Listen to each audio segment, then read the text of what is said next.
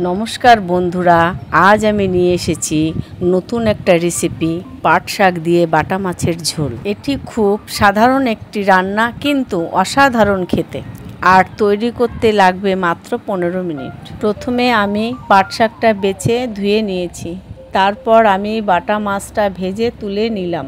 তারপর কড়াইতে পরিমাণ মতো জল দিয়ে ফুটিয়ে নেব। তার মধ্যে দিয়ে দেবো পরিমাণ মতো হলুদ, লবণ। এরপর পাট শাকটা দিয়ে 1 মিনিট ফুটিয়ে কাঁচা লঙ্কা ও ভাজা মাছটা দিয়ে নামিয়ে নেব। এরপর কড়াইতে একটু তেল দিয়ে রাঁধুনি আর 3-4 কোয়া রসুন ফোড়ন দিয়ে শাকের ঝোলটা ঢেলে 1 মিনিট ফুটিয়ে নামিয়ে নিলেই তৈরি হয়ে গেল অসাধারণ স্বাদের পাট শাকের ঝোল। এটি আপনারা গরম গরম ভাতের সঙ্গে পরিবেশন করতে পারেন। এই রান্নাটা যদি ভালো লেগে থাকে তাহলে অবশ্যই লাইক, কমেন্ট, শেয়ার করবেন। ধন্যবাদ।